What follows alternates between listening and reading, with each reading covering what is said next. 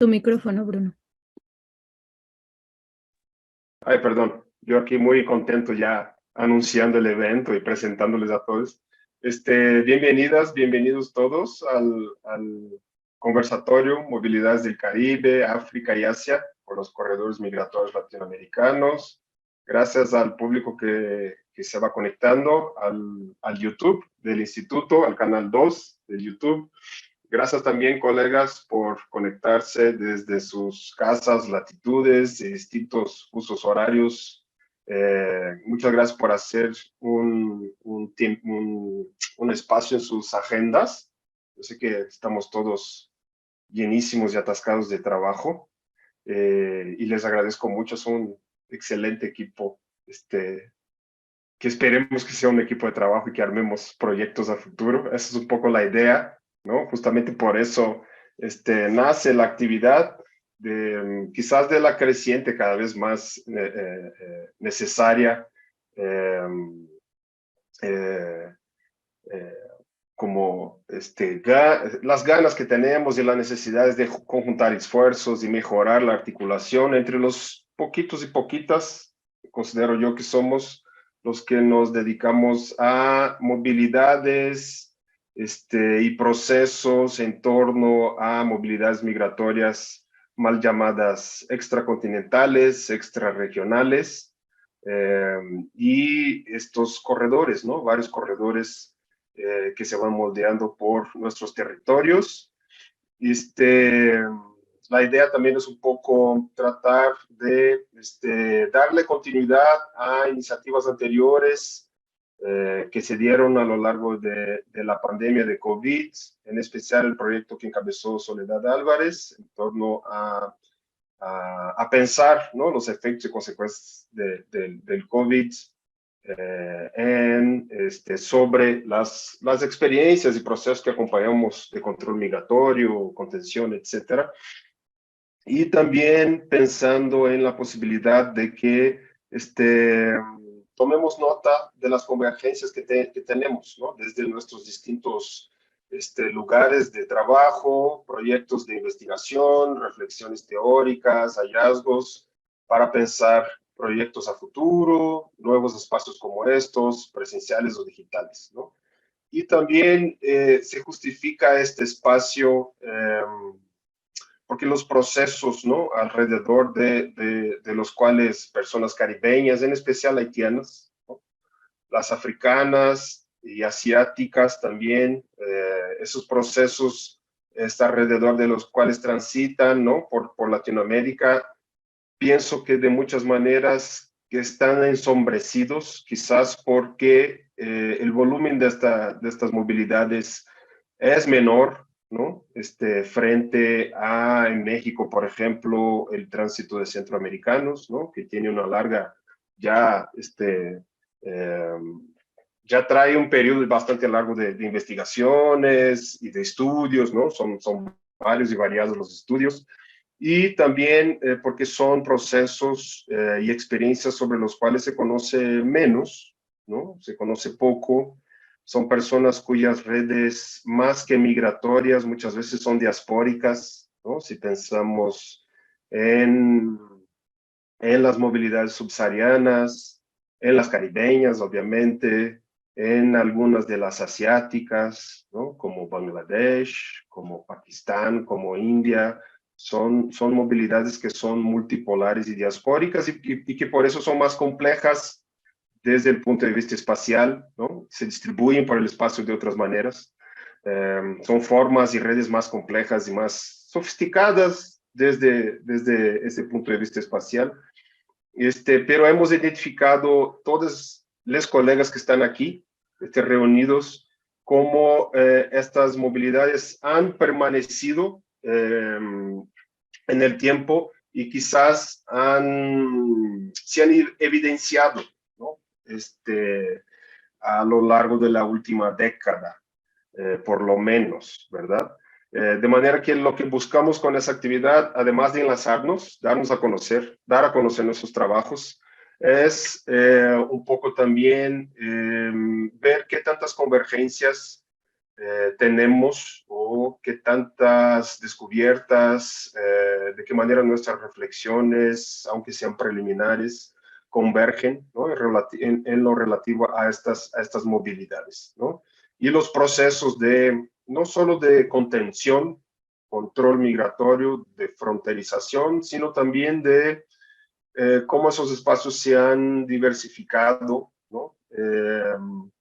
Y cómo esos otros procesos de institucionalidad humanitaria también se han configurado en torno a esas movilidades. Yo creo que eso es importante también, ¿no? Bueno, en esta actividad yo he invitado a 2 estudiantes que conforman el equipo de trabajo que coordino yo. A lo largo, en los últimos 2 años, hemos estado haciendo trabajo de campo etnográfico en las fronteras mexicanas, en especial en Tapachula, sobre la cual hablaremos más adelante.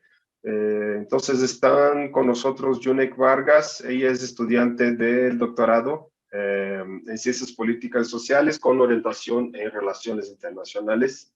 Es una especialista en gobernanza migratoria. Apenas sacó un texto en la revista Común, aprovecho para hacer la propaganda, sobre el reciente acuerdo de Estados Unidos y México para la deportación de personas venezolanas desde el territorio mexicano. Entonces, si quieren buscarlo en internet, revista Común.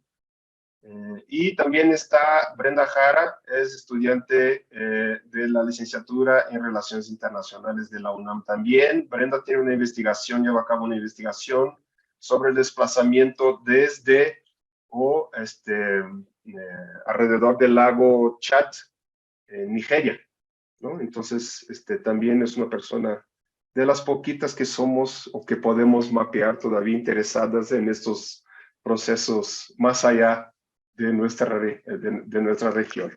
Bueno, entonces, te paso la palabra, Yunek, para que moderes y presentes la dinámica de la primera sesión. Adelante. Hola, buenos días a todas, todos y todes. Es un placer estar esta mañana aquí con ustedes desde la virtualidad. Un poco de lo bueno que nos dejó el COVID, poder entrelazarnos desde los diferentes espacios, estos conocimientos. Y bueno, la primera parte del conversatorio, cada uno de ustedes va a tener 10 minutos para hablar después de que yo les dé la pregunta clave para iniciar. Y el orden de participación va a ser conforme los vaya presentando. Contamos con la presencia de, como lo dijo Bruno, excelentes investigadores en la movilidad humana desde África y Asia y Caribe en el corredor migratorio del continente americano. Primero me va a dar la tarea de presentarlos. Como Karina Trabalón nos acompaña del CONICET Universidad de Córdoba, Argentina. Cayo Silverio Fernández, Zebra, Sao Paulo, Brasil. Soledad Álvarez Velasco, Ecuador, desde la University of Illinois en Chicago. Jonathan Zuliaga, Universidad de Antioquia, Medellín, Colombia. Guillermo Navarro, Universidad de Costa Rica. Y pues la persona que hizo este espacio posible, Bruno Miranda, desde el Instituto de Investigaciones Sociales de la UNAM. También les recomiendo, bueno, les pueden compartir el link de YouTube en sus redes sociales del canal 2 del Instituto de Investigaciones Sociales de la UNAM, donde estaremos transmitiendo. Y bueno, para comenzar esta charla conversatorio, la pregunta es, ¿cuáles han sido sus espacios y trayectorias de campo? ¿Qué les ha motivado a estudiar las movilidades migratorias y las experiencias de personas caribeñas, africanas o asiáticas asentadas o en tránsito por la región? Y pues le daría la palabra a Karina para empezar. Bienvenidos todos. Buenos días y buenas tardes a todos. Bueno, gracias a Bruno por el espacio y bueno, un gusto estar compartiendo con todos los colegas por acá. Bueno, voy a responder directamente porque no soy buena manejando los tiempos, así que, bueno, cuento con relación a esta pregunta que mi trabajo de campo está como dividido en 2 momentos diferenciados, aunque también interconectados entre sí, entre lo que fue mi trabajo de doctorado, que finalicé en el 2021, y lo que está haciendo actualmente mi trabajo y mi investigación postdoctoral, que está en curso. Y justamente estoy como en un momento de transición en lo que respecta al objeto y a los espacios de observación con los que estoy trabajando. Eh, si bien me vengo manteniendo siempre dentro de la línea de lo que son los estudios críticos sobre migraciones y fronteras, y lo que es el estudio de las políticas de control migratorio y fronterizo, comencé trabajando en un primer momento, más específicamente con la migración haitiana hacia y en Argentina y el contexto sudamericano, y progresivamente, a lo largo de estos últimos años, fui ampliando como la lente analítica y empírica hacia procesos más generales vinculados a las llamadas migraciones extrarregionales, con eje en la migración caribeña de Haití y Cuba, y por ahí ya no tanto pensando en estas formas de permanencia y movilidad hacia Sudamérica, permanencia no pensada como una categoría estatal, sino con relación a lo que tiene que ver lo que son los viajes migratorios desde Sudamérica, más específicamente desde el Cono Sur, hacia el norte por Centroamérica y México.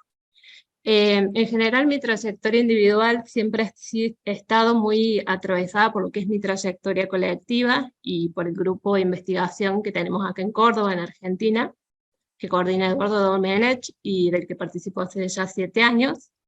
Y digo esto por dos cuestiones que están muy vinculadas también en mi acercamiento a este tipo de migraciones. Primero, por un hecho referido más al ámbito del activismo político. Yo cuando me incorporo a trabajar en este espacio, varios del grupo ya formaban parte de una mesa de trabajo de organizaciones de y para migrantes, que trabajaban distintas cuestiones vinculadas a las migraciones en Córdoba. En ese momento en particular se hace una convocatoria de parte de referentes de la comunidad de Senegal y Haití, debido a las situaciones de abuso policial y municipal que estaban sufriendo vendedores ambulantes de Haití y de Senegal en esta ciudad. Y bueno, en ese espacio yo primero entablo una relación con Bamba, que fue durante muchos años un referente importante de la comunidad senegalesa acá en Córdoba, y con él forjamos como un vínculo de amistad y llevamos adelante distintas iniciativas como un curso de español para senegaleses, talleres sobre derechos, elaboramos también un protocolo junto a otros sobre un protocolo de acción contra el abuso policial y municipal, además de todas las cuestiones como cotidianas que se iban presentando en general vinculadas a la ilegalización de migrantes de Senegal en la ciudad.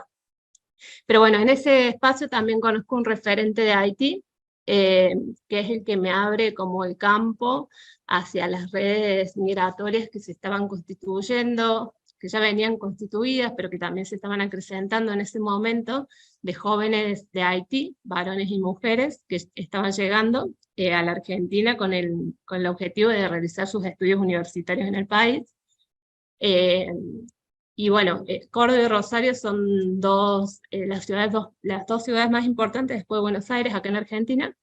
Entonces, bueno, yo ahí me empiezo a involucrar en esas redes migratorias, conozco, digamos, a los que van a ser los protagonistas de mi trabajo de doctorado, y bueno, y genero los vínculos como más fuertes que mantengo hasta el día de hoy, que también fueron importantes para la segunda etapa de mi investigación. Pero decía, mi motivación también tiene que ver con este espacio del grupo de trabajo que tenemos acá, y son intereses de investigación también, porque acá tiene mucho que ver el trabajo de Eduardo Domenech sobre la gobernanza migratoria en la región sudamericana, y lo que nosotros desde nuestros proyectos colectivos venimos viendo como reconfiguraciones políticas muy significativas que se estaban dando en términos de regionalización e internacionalización de las políticas de migración, justamente a partir de la llegada y el aumento de las llamadas migraciones extrarregionales de Asia, África y el Caribe, además de la migración venezolana. Entonces, como que en ese cruce entre activismo y academia es que yo me decido a trabajar con la migración haitiana, y un poco lo que voy haciendo es reconstruir sus trayectorias migratorias, sus historias de vida, e ir focalizándome en lo que eran sus encuentros con el control migratorio y fronterizo. Entonces de ahí como que surgen 3 dimensiones analíticas de mi trabajo, que son las que he profundizado estos últimos años, que son las políticas de visado, los rechazos en frontera que se daban en los aeropuertos, que era la principal vía de ingreso al país, estas redes en particular, y todo lo que tiene que ver con los mecanismos de ilegalización vinculados al acceso a la residencia y por lo tanto también al ingreso y la permanencia en los espacios universitarios. Ahora, con respecto a lo que estoy observando ahora, y como también para marcar un punto de diferenciación significativo, o un giro, más que todo en la investigación, yo en este momento estaba concentrada en los cruces de frontera y todo lo que tiene que ver los ingresos, considerando los aeropuertos como zona de frontera y también todo lo que tenía que ver con las experiencias de detención, deportabilidad y rechazo en frontera en esos espacios, muy diferente a lo que estoy observando ahora, y ese es como uno de mis mayores desplazamientos dentro de los espacios de observación, que es empezar a mirar estos llamados contextos de tránsito migratorio. Entonces, digo, ese fue como un punto de inflexión muy importante para mí en la investigación. Ahí tuvo mucho que ver mi participación también en el proyecto Inmovilidad en las Américas y COVID. Bueno, todas las redes que se van gestando, ahí conocer el trabajo de Soledad, acá presente, que bueno, creo que es un trabajo, una referencia indiscutible para los que estamos tratando de profundizar en este tema que es la llamada migración en tránsito, y que también es un campo bastante incipiente acá en la región sudamericana. Y bueno, y todo el trabajo que por supuesto seguimos haciendo desde el grupo de investigación de Córdoba, y que ha ido variando también en función de toda la cantidad de cosas que han pasado a partir del COVID-19. Entonces, bueno, un poco en ese marco es como que a grandes rasgos mi investigación tiene que ver en este momento con el recorte temporal entre el 2021 y el 2023, o sea, todo lo que sucede a partir de la pandemia del COVID-19. Como decía antes, me desplazo también de la migración haitiana hacia las llamadas migraciones extrarregionales, y me voy centrando más en la migración de Cuba y Haití. Y mi observación tiene que ver con dos ejes principales, que también los voy viendo cronológicamente. Lo primero que a mí me aparece como fuerte es la conexión espacial que voy viendo entre lo que es el Cono Sur y la región andina a partir de los procesos de remigración, entre comillas también, ¿no? Porque, bueno, habría que discutir esa categoría. Pero entre los procesos de remigración que se estaban dando de las movilidades haitianas y en menor medida de las movilidades de Cuba, en el marco de las migraciones sur-norte y toda la complejización que se estaba dando en esos años de las migraciones sur-norte. Por el cono sur me refiero a Chile, Brasil, Uruguay y el sur de Brasil.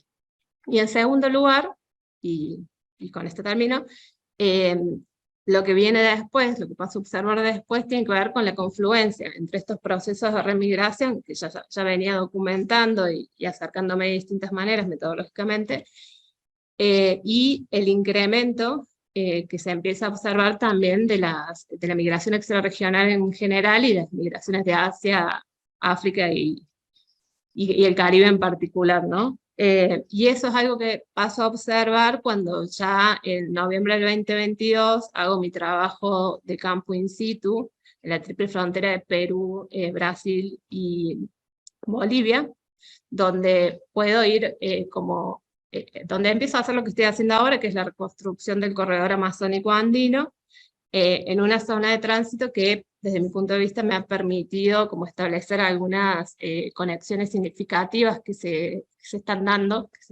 y que se están intensificando a partir de la pandemia del COVID entre lo que es Sudamérica y lo que son las migraciones de Asia, África y el Caribe a través de las Guayanas y Brasil. Entonces, bueno, eso sería como para cerrar y no extenderme, no pasarme el tiempo. Muchísimas gracias, Karina. Bueno, les recuerdo que la primera pregunta va a ser o va relacionada a cuáles han sido sus espacios y trayectorias de campo, ¿Qué les ha motivado a estudiar las movilidades migratorias y las experiencias de personas caribeñas, africanas, asiáticas, asentadas o en tránsito en la región? Esto para que vayan los demás como anotándolo. Y ya en el segundo momento hablaremos un poco más de la estrategia analítica, teórica, para que también nos digan desde dónde lo están trabajando, ¿no?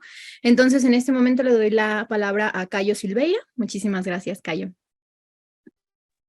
Gracias Bruno por la invitación. Bueno estar con amigos, amigas, queridos aquí, queridas. Bueno, Bruno ah, habló preguntó si podía hablar en español. Hablé que sí, pero voy a leer porque si no, no comprenden nada. Y también me aseguro de mantenerme en el tiempo. Está bien. Así que ojalá comprendan toda la charla.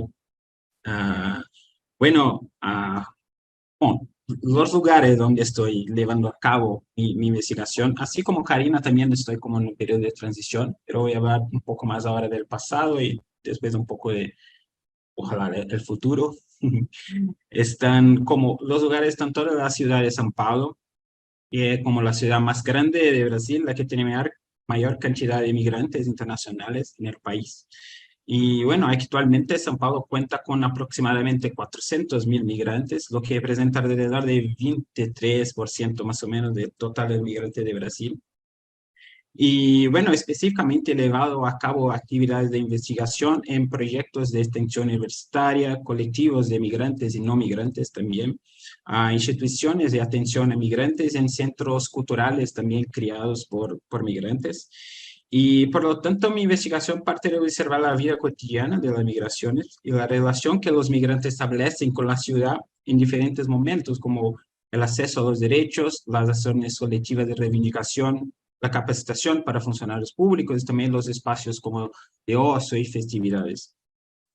Bueno, la principal motivación de mi investigación ha sido comprender desde la ciudad de São Paulo las transformaciones profundas en el panorama migratorio de Brasil en su conjunto y la ciudad en particular, que han experimentado desde la llegada de muchos migrantes haitianos de diferentes países de África, Asia y América del Sur desde la década de 2010, más o menos. Y bueno, para que te hagas una idea, de los aproximadamente 430.000 migrantes que tenía Brasil hasta 2010, con énfasis en migrantes sudamericanos y la migración calificada, en aproximadamente 10 años ese número saltó alrededor de 1.8 millones más o menos de personas. Y este cambio que fue cuantitativo, también cualitativo, ya que Brasil comenzó a recibir grupos de migrantes como inéditos, como los haitianos, migrantes y refugiados de muchos países africanos, o grupos que eran entonces, hasta entonces un poco significativos, como los venezolanos, por ejemplo.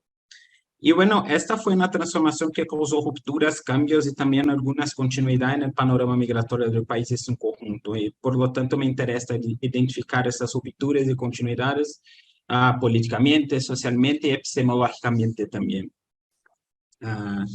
Bueno, en cuanto al plan político, me interesa observar cómo las transformaciones a nivel nacional, pero sobre todo a nivel municipal, en los marcos reguladores de la movilidad migratoria. En ese periodo, Brasil aprobó una nueva ley de migraciones en 2017, incrementó, aunque con mucha dificultad, las regulaciones sobre refugios y los visados humanitarios, y comenzó a lidiar con nuevos lugares de entrada, especialmente en la frontera norte del país. Y bueno, como resultado, nuevos actores locales, nacionales, internacionales, que van desde aspectos relacionados con la seguridad hasta cuestiones humanitarias, comenzaron a intervenir en la regulación de esas movilidades también. Entonces, son movilidades que traen nuevos actores para el país. Y bueno, esta complejidad también se escaló a nivel urbano y São Paulo, en particular, que comenzó a ser reconocida por promover una serie de políticas y acciones dirigidas a los migrantes como parte de sus derechos. Y bueno, hay un montón de hechos que pasó en São Paulo, pero algunos, como por ejemplo en 2013 se creó la Coordinación de Políticas para Inmigrantes y Promoción del Trabajo Decente para pensar y desarrollar una política municipal para la población migrante en São Paulo. En 2014 se creó como un centro de referencia y atención para migrantes, para servir como soporte a la regularización migratoria, acceso a los derechos sociales y la derivación de servicios sociales. Y bueno, otros tantos que no voy a hablar aquí por cuenta del tiempo. Y bueno, pero sin embargo, a pesar de muchas iniciativas centradas en las perspectivas de los derechos, al seguir de la vida cotidiana de los migrantes y las burocracias que enfrentaban en su migración, había muchos obstáculos para ascender a esos derechos. Y este es el conflicto político que me interesa, cómo la creación de derechos viene en conjunto con dificultad, mucha dificultad para accesar también estos derechos. Bueno, en el plano social, me interesa cómo identificar y comprender los arreglos socioespaciales producidos por esas múltiples movilidades migratorias en la ciudad, las transformaciones impuestas a la dinámica urbana, a sus movimientos interurbanos, específicamente hacia las periferias, y las conexiones con otras escalas promovidas por migrantes. En ese sentido, los cambios traídos por esas migraciones más recientes comenzaron a plantear cuestiones que se entrelazaban con elementos históricos de la ciudad, como la dificultad para conseguir la vivienda y las sedes que se formaban para habitar en la ciudad, incluyendo la ocupación de viviendas en el centro de la ciudad y la vivienda colectiva, tipo cortijo, no sé si está correcto en español, pero son habitaciones colectivas. Y bueno, otras dinámicas como la dinámica de los espacios socioeconómicos que surgían a partir de redes transnacionales en las que los migrantes participaban, especialmente aquellas relacionadas con el comercio popular, formal, informal, que tienen una presencia muy marcada en la ciudad. Los conflictos raciales que surgían debido a la presencia más notable de migrantes negros en diversos espacios de la ciudad, ya sea en el centro o en la periferia. Y finalmente la articulación de los migrantes en formas de colectivos, asociaciones, entre otros, para superar la dificultad en la vida cotidiana en São Paulo. Así, el conflicto y las dinámicas que me interesan que provienen de la idea de la movilidad que se reproduce en las materialidades y desigualdades urbanas existentes y, por otro lado, produce nuevas materialidades, se encuentra con otras desigualdades, como una tensión constante entre esa movilidad y movilidad. Y bueno, por último, en el plano epistemológico, busco comprender las limitaciones de los antiguos marcos teóricos y metodológicos para pensar la migración en Brasil, en São Paulo, y por otro lado, los nuevos marcos que se centran en este panorama migratorio que, bueno, ya no es tan nuevo así. Y bueno, así que en la década de 90 y principios de los años 2000 predominaban como los paradigmas relacionados con el trabajo y los derechos para pensar la migración. Y actualmente hay como una multiplicidad de cuestiones que hacen el campo del estudio migratorio mucho más complejo y fragmentado. Y bueno, puedo decir que de manera muy general que desde 90 a los años 2000 predominaban temas relacionados como la precaria inserción laboral de los migrantes, especialmente los suramericanos, en su mayoría bolivianos.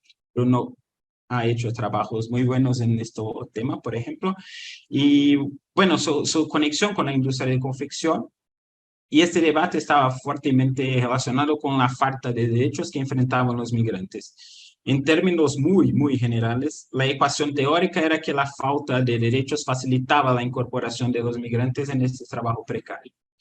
Y a partir de los fines de los años 2000, pero con más fuerza a raíz de esas migraciones más recientes, surgieron varias cuestiones, como el refugio se convirtió en Brasil en una cuestión central, los análisis sobre nuevos marcos regulatorios, como el Acuerdo de Residencia de Mercosur y posteriormente diversos visados y regulaciones que surgieron en Brasil.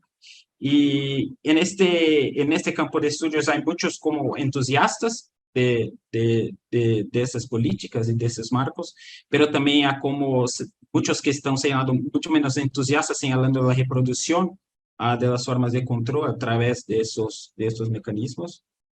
También han surgido como muchos estudios sobre las cuestiones raciales, presencia de migraciones y diversas implicaciones en el social y político, etc. Y bueno, una ampliación en el campo teórico de los análisis de redes, teniendo en cuenta las múltiples conexiones locales, nacionales y transnacionales observadas al seguir las movilidades migratorias.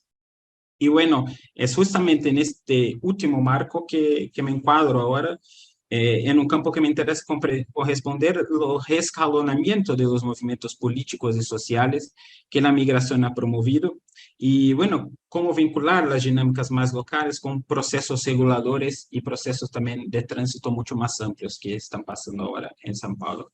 Eso, gracias. Muchísimas gracias, Caio, por mostrarnos y traernos a la mesa a Sao Paulo como espacio y territorio de estas nuevas movilidades internacionales. Le recuerdo al público que nos ve a través de YouTube que pueden mandar sus comentarios o preguntas a través de esa plataforma, las cuales al final de esta sesión pues serán respondidas y comentadas también por los ponentes. Y bueno, ahora le doy paso a Soledad Álvarez Velasco para que nos responda esta pregunta. Bienvenida. Gracias, Junet. Yo también me sumo a los agradecimientos enormes a Bruno. Es una belleza estar aquí con todas, todes. Yo he aprendido muchísimo de todos los que están aquí, les que están aquí. Hemos podido compartir el espacio de inmovilidades por un lado, pero también otros espacios de escritura y de pensamiento colectivo. Y me parece que juntarnos, Bruno, es parte de un ejercicio importante que tenemos que hacer desde América Latina, que es conectarnos para repensar cuánto estamos produciendo desde lo local para recomprender conceptos que nos han servido mucho, que nos han formado, que ha sido una pedagogía clave para todos, pero que también nosotros estamos produciendo continuamente nuevo conocimiento tremendamente situado y politizado. Así que celebro mucho este encuentro y ojalá sea uno de muchos más. Yo quiero empezar contándoles que lo que vengo estudiando desde hace más de 10 años es la migración irregularizada en tránsito por las Américas, pero ese tema de investigación no es casual, no surge de manera azarosa en mi vida. Yo vengo de un país migrante. Ecuador es un país que desde hace 6 décadas emigra y todos en Ecuador crecemos con las historias de la migración. Y la historia de la migración que yo recuerdo mucho en mi memoria de adolescente es la crisis de los 2000 y la salida masiva de ecuatorianos a España, con un cambio importante que era la disminución de la ruta por el Pacífico y las muertes de ecuatorianos en ruta a Estados Unidos. Para mí, entender cómo los ecuatorianos llegaban a Estados Unidos más allá de la prensa sensacionalista que había y de la acumulación de muertos, porque los ecuatorianos importaban en tanto muertos en el Pacífico, me llevó a hacer la maestría en México. México para mí es un lugar fundamental en mi trayectoria investigativa, porque fue ahí no solo donde aprendí a hacer antropología y a hacer etnografía en Tapachula, como varios de ustedes, sino porque al llegar a Tapachula, ilusamente pensando que me iba a encontrar con ecuatorianos en tránsito, casi que con una bandera, me encontré con la globalidad de Tapachula, que esa ciudad en ese momento no sonaba tanto como suena ahora, y resulta que por Tapachula, con la primera persona que conversé fue con Moisés, un eritreano de 24 años que me relató su travesía, que para mí era incomprensible cómo él había atravesado el continente entero, había entrado por Brasil, había atravesado la selva, había llegado a mi país, lo conocía, estaba en México, estaba a la espera de su refugio para llegar a Estados Unidos. Llegué a Tapachula y el encuentro no fue con ecuatorianos entonces, sino con migrantes que venían de África. Y desde ahí me di cuenta que se me abrió un mundo entero para tratar de entender cómo estos tránsitos que vienen por las Américas claramente no solo son tránsitos de latinoamericanos, sino tránsitos del sur global, que usan el continente americano, los mismos espacios que están usando nuestros migrantes para llegar al mismo destino, la así llamada tierra prometida que todavía sigue siendo Estados Unidos, y que entonces había que decodificar varias otras cosas. En ese primer trabajo de campo me pude hacer una inmersión en Tapachula como un espacio de tránsito y seguir una ruta migratoria. Y ahí empecé a descubrir la conexión entre el tránsito y el espacio, tránsito, espacio y control, que lentamente se fue complejizando mi acercamiento para ponerme por delante una tensión analítica, una dialéctica analítica mucho más compleja, que es movilidad, control y espacio, que eso lo hice durante mi trabajo de investigación doctoral. Y fíjense que les cuento esto porque las trayectorias académicas están totalmente conectadas con la vida. En la segunda pregunta más grande para investigar en el doctorado, ya no me preguntaba cómo los ecuatorianos transitan para llegar a Estados Unidos, sino al revés, cómo Ecuador se volvió un espacio de tránsito para migrantes globales. Otra vez por delante esa misma relación compleja entre movilidad, control y espacio. En esta ocasión, Ecuador, y dentro de Ecuador, un lugar fronterizo también poco conocido, que es el lugar que compartimos con Colombia, Tulcán y Piales y Lago Agrio, La Hormiga. Otra vez, al llegar, lo mismo que al ir a Tapachula, hacer trabajo de campo en esos dos lugares me volvió a descubrir la globalidad de esas fronteras latinoamericanas y sobre todo de esos lugares que parecen estar al margen del Estado, que el discurso de las capitales los coloca como en lugares remotos y sin embargo son puntos nodales de la circulación de personas, de capital y de mercancías. Y por último, este trabajo es el que me ha llevado a mí a reescalar mi marco de análisis, y ahí les digo, mi paso por el doctorado y la geografía crítica me cambió completamente el análisis porque me permitió adoptar una mirada multiescalar para que esa misma relación movilidad, control y espacio no se quede solamente en el espacio fronterizo, sino que penetre al espacio corporal, para entender que es el cuerpo de los migrantes en tránsito el que va desplegando formas de lucha, formas de respuesta, forma de afectación en sus emociones, en sus maneras de reconfigurar la travesía y la trayectoria, y cómo esas interrelaciones entre lo humano y lo no humano van configurando ya no solo fronteras, sino corredores migratorios. La aproximación geográfica me permitió avanzar para ir pensando, como hemos hecho con Bruno, con Cari, ya no entonces son en fronteras globales dentro de las Américas, sino corredores migratorios, para entender cómo dentro de un sistema de migraciones en las Américas opera otra vez esta tensión entre movilidad, control y espacio. Últimamente, el nuevo espacio que me está jalando, porque al hacer ese zoom in en la frontera entre Colombia y Ecuador, pude analizar, y ahí el trabajo que Jonathan ha hecho y que lo hemos compartido también, hay mucha sinergia. Ese espacio entre Ecuador y Colombia se ha vuelto un espacio de tránsitos globales que conectan las Américas al norte, al sur y al noroeste con el Caribe. Al estar investigando ese espacio, irremediablemente avancé, y eso es lo que estoy haciendo ahora, a entender qué está pasando en otra frontera, una frontera complejísima que es la frontera panameña en el Darién, y otra vez hacer una inmersión en una ciudad pequeña que es Metetí, del lado panameño, a donde desemboca los migrantes en tránsito del Darién. Una ciudad que, fíjense, vuelve a tener esas mismas características que las otras ciudades que yo he venido analizando.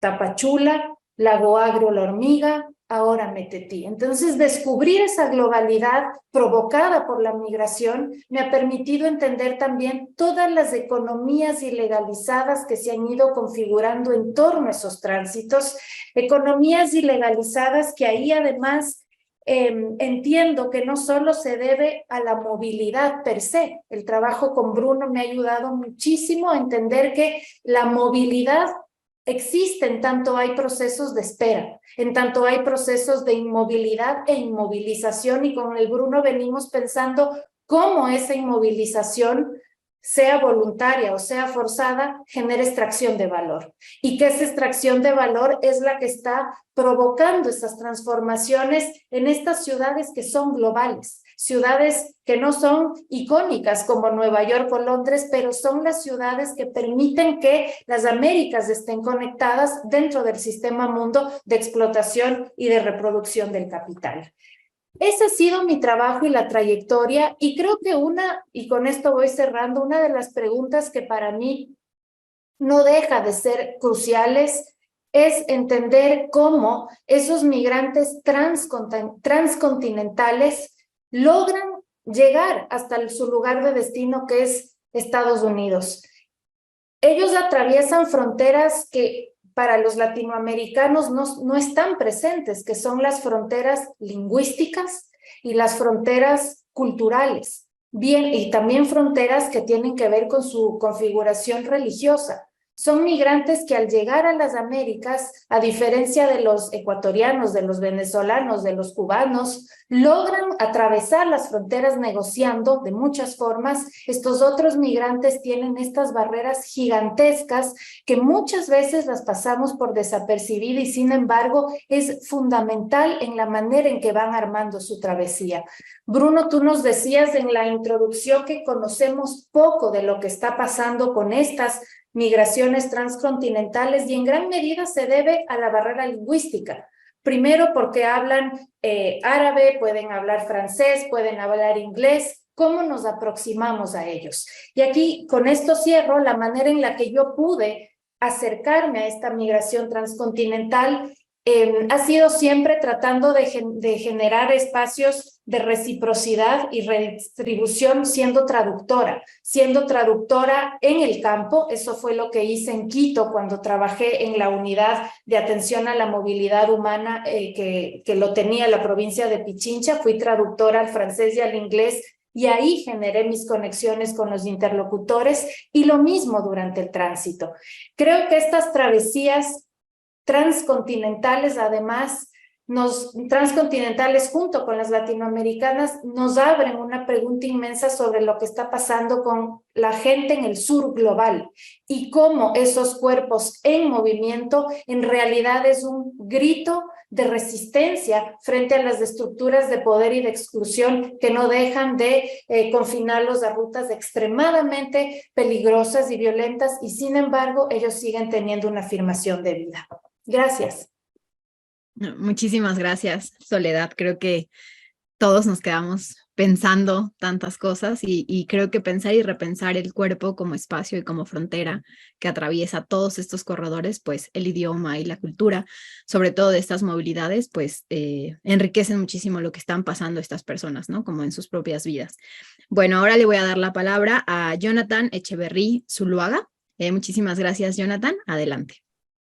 Bueno, muchas gracias, Bruno. Muchas gracias a todos por la invitación. Gracias, pues, por el espacio. Qué bueno estar acá con ustedes compartiendo. Bueno, yo empiezo contándoles también que como Karina, yo creo, no sé, parece que todo el mundo tiene como dos momentos. Yo también tengo dos momentos. Entonces, mi primer momento, un primer momento pasó por diferentes lugares. El primer lugar fue Dakar, en Senegal, luego Quito, en Ecuador, y luego Medellín, que es la ciudad de donde provengo. Y el segundo momento es un momento ya como de etnografía, pues en la frontera entre Colombia y Panamá, del lado colombiano, básicamente en la región de Urabá, pero pues también como dando ahí como miradas y observando la región del Darién, ¿cierto? Que no es pues como la zona donde propiamente estuve situado, pero es una zona pues muy importante. Bueno, entonces en Senegal empecé haciendo la tesis, la etnografía de mi tesis doctoral entre 2009 y 2010. Terminé allá como dando tumbos, ¿cierto? Estaba buscando otro tema, estaba trabajando otras cosas, y terminé como en Dakar, y terminé trabajando con el tema de la gente, de los extranjeros, pues digamos africanos no senegaleses, que estaban quedándose varados en Senegal esperando para continuar el viaje. Allí estuve pues básicamente haciendo etnografía en lo que acá es como la pastoral social, que tiene que ver con toda esa estructura pues como de dineros que bajan del ACNUR y pasan por la Iglesia Católica y llegan a ONGs católicas. Entonces, bueno, la mayor parte de mi etnografía fue allá, mis interlocutores los contacté allá, y ya luego empecé también a ir a iglesias. Fui a iglesias evangélicas, a iglesias católicas, y ahí contacté pues como al resto de mis interlocutores. Pues, ¿por qué Dakar? Como les dije, pues en la anécdota, fue una cosa un poco aleatoria, pero ya luego de empezar a trabajar allí, pues me di cuenta de la importancia que tenía como trampolín, digamos, o como punto, como nodo desde el cual pues como que se articulan muchas movilidades. Dakar concentra para África Occidental como la ayuda internacional, los cuarteles generales del ACNUR están en Dakar. También es una muy importante para las conexiones aéreas, pues tiene muchos, digamos, hay muchos vuelos que llegan y se concentran en Dakar. Cuando hice etnografía en 2009, pues ese dato no lo he actualizado. Abuya, que es la capital de Nigeria con 200 millones de habitantes, tenía menos consulados que Dakar, ¿cierto? Entonces allá también llega la gente a buscar visas. Y finalmente también pues es un puerto muy importante donde llegan pues barcos de todas partes y la gente también sale por vía marítima. Esa fue pues como, digamos, ese fue como un primer lugar de etnografía. En Dakar conocí a un nigeriano que se llama Prince, y el segundo lugar al que llegué a hacer etnografía, que fue Ecuador, fue un poco siguiendo los pasos de Prince. En Ecuador estuve haciendo como un documental, pues estuve grabando imágenes para un documental entre 2014 y 2015. La etnografía en Senegal fue pues mucho, fue un año, ¿cierto? Y la etnografía en Ecuador fueron como 2 o 3 meses.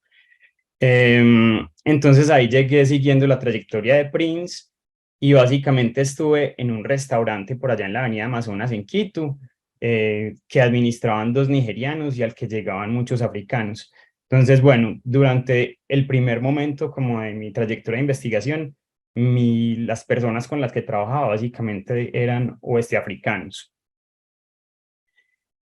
Luego, digamos que el tercer punto, y no es un punto donde yo haya profundizado mucho en términos pues como de escritura y análisis, pero digamos desde el punto etnográfico y personal, sí tuve una muy fuerte inmersión, fue pues en Medellín, que más o menos en 2000, ahí se me olvida exactamente la fecha, yo creo que por ahí como en 2015, más o menos, sí, yo creo que por ahí en 2015, llegó mi amigo Prince a Medellín. En un principio se iba a quedar 2 semanas en mi casa, se terminó quedando 5 años en mi casa, y entonces esa fue pues una inmersión profundísima en conocer cómo se vive la espera, qué desesperos tiene la espera, cuáles son las angustias de quien espera. Y bueno, entonces esa fue una experiencia muy bonita. Pues como uno de sus momentos álgidos fue que mi amigo Prince dijo, bueno, yo aquí estoy en Colombia y no me funciona la vida sin papeles, entonces tengo como que desandar los pasos y volver a Colombia con papeles. Y esa fue pues toda una historia que está contada en el documental, que por ahí les dejaré el enlace. Bueno, entonces eso es como para cerrar el primer momento. El segundo momento, los segundos espacios donde estuve, ya tienen que ver con la frontera Colombia, colombo-panameña. Entonces, como les decía, hay 2 regiones que me interesa como hacer énfasis en que son diferentes, porque para los colombianos a veces no son diferentes, para las agencias internacionales tampoco lo son, ¿cierto? Entonces, Urabá es básicamente una región como que forma el río Atratos y es un golfo, y ha sido una de esas zonas de frontera marginales donde se ha proyectado la colonización desde los centros de poder regionales y nacionales. Y el Darién es como un apéndice donde es como la margen de la margen, ¿cierto? Si Urabá es la frontera, el Darién es la frontera de la frontera, ¿cierto? Pero el Darién también tiene su historia como región, fue partida en dos por la partición entre Colombia y Panamá. Entonces, bueno, me interesa como hacer énfasis sobre eso. Y en este segundo momento hubo también pues como un cambio como en el énfasis, en el primer momento como de mi investigación, estuve pensando mucho las historias, ¿cierto? Las historias, las trayectorias, las motivaciones, las aspiraciones. Y cuando llegué a Urabá, lo que me pasó fue que me vi obligado a pensar, pues yo creo que le había sacado mucho el cuerpo, pero me vi obligado a pensar la regulación, ¿cierto? Y me vi obligado también a pensar cuál era la relación que establecían las personas de las localidades con las personas que transitan por los lugares, ¿cierto? Entonces, ese fue como el segundo momento. En Urabá, básicamente lo que hice fue parchar en el muelle de Necoclí, donde salen las lanchas hacia el Darién. Y también en la primera de las inmersiones, la primera de las salidas de campo, estuvimos hablando mucho con funcionarios del Estado, con funcionarios y agentes, personas pues como ubicadas como en las administraciones, y también ahí empezamos a ver como cosas particulares en cuanto a la manera de concebir y entender, hablar, ¿cierto? Referirse a lo que estaba pasando, pues al tránsito de personas por esa región. Bueno, entonces, en cuanto a las motivaciones, a ver, yo creo que una cosa que me ha mantenido como muy conectado con el tema de la circulación, del movimiento, de las movilidades, bueno, como quiera llamarse, es la persistencia que encontré en la gente y como la fuerza que encontré en la gente, una fuerza como excesiva, ¿cierto? Que también ahora como que Soledad hacía referencia a eso, yo quedaba como asombrado, ¿cierto? ¿Cómo es posible que esta gente venga de tan lejos? ¿Cómo es posible que estén varadas hace 10 años por acá en Dakar y que no desistan, ¿cierto? Que sigan pensando que están en tránsito a pesar de haber vivido 10 años en la misma ciudad, y que sigan proliferando de una manera como obsesiva los planes y las ideas de cómo salir. Eso me pareció muy, pues digamos, me motivó mucho, me tocó mucho y me sigue tocando mucho. Y em, digamos que ese fue como el aspecto más contundente que me motivó y me sigue motivando como a trabajar ese fenómeno. Otras cosas que me dejaron perplejo y que también me jalan es darme cuenta que las rutas y los destinos son muy inusuales. Yo siento que, pues no sé, en el caso colombiano es muy particular porque nos hemos encontrado con personas que quieren quedarse en Colombia, que dicen yo me quiero quedar acá. Nos preguntan, bueno, ¿y cómo hacemos para legalizarnos? Y nosotros les tenemos que decir, no hay forma. Es un procedimiento pues apoteósico y o sea, es entrar de lleno como a enfrentar la burocracia de una manera demasiado abrupta. Entonces, creo que, a ver, en el momento que estuve en Dakar, la gente tenía una relación muy particular con el destino y no era como un destino muy concreto y fijo, era como un lugar de destino mutable, ¿cierto? Que cambiaba todo el tiempo y que se reemplazaba muy fácil. Cuando vine al segundo momento a hacer investigación, veo que la gente dice mucho Estados Unidos y nosotros presuponemos muy fácil que la gente va para Estados Unidos, pero yo creo que lo que pasa con la gente es que no tiene y no ve opciones de quedarse, pero si pudiera quedarse en cualquier punto, se quedarían, ¿cierto? No ven las opciones económicas, no ven como las facilidades en cuanto a políticas migratorias, y eso me parece como interesante también de pensar.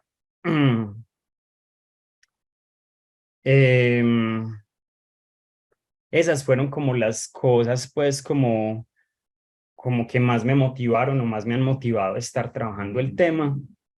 Y ahorita pues que estoy trabajando ya en Colombia, la motivación también se ha vuelto pues como transformar los imaginarios y las fantasías y todos los relatos acerca de qué está pasando y quiénes son estos que transitan por acá, porque generalmente esos relatos despojan a la gente de toda la capacidad de agencia y de su autonomía, y esos son relatos donde no aparecen como con mucha autonomía. Entonces, creo que me pasé el tiempo, ya me regañaron y entonces ya aquí paro. Muchísimas gracias. Pues si tienes el link del documental, sería genial compartirlo y compartirlo con nuestros público para que veamos esa parte. Creo que la inmersión que tuviste con Prince, nadie o muchos o muy pocos la hemos tenido, ¿no? Con una movilidad. Muchísimas gracias por todo lo que nos comentaste. Y bueno, ahora le voy a dar la palabra a Guillermo Navarro, desde Costa Rica. Y bueno, nada más les recuerdo que estén pendientes de mi pantalla para cuando les termine el tiempo para poder responder preguntas y comentarios. Muchísimas gracias. Bueno, muy buenas tardes o muy buenos días, dependiendo de donde estén. Muchas gracias a Bruno por la invitación. Es pues un placer y un honor estar aquí compartiendo con ustedes este espacio y con el público que está siguiendo la transmisión. Bueno, yo no voy a separar la respuesta un poco en clave de lo que Soledad planteó. Siento que las motivantes no se pueden distinguir tan bien de los espacios y trayectorias. En realidad, si yo tuviera que resumir un poco la relación entre trayectorias, espacios de trabajo y motivantes, yo diría que el trabajo con las migraciones en tránsito en Costa Rica o mi trabajo está directamente relacionado con lo que yo podría llamar una etnografía por emergencia, ¿verdad? Y esa etnografía, haciendo una referencia directa evidentemente al trabajo de Rita Segato cuando planteó la necesidad de la cuestión de una antropología por demanda, y eso está íntimamente relacionado con dos elementos particulares. Primero, una reconfiguración del espacio migratorio costarricense y panameño, ¿verdad? Hacia un espacio con tendencias que me parecen, bueno, ya después de algunos años de trabajo, tendencias cada vez más totalitarias, si se quiere, o con tendencias cada vez más reconfiguradas hacia un régimen de control migratorio. Y una segunda tendencia que es la transformación profunda de las dinámicas comunitarias de recepción de estos flujos migratorios, ¿verdad?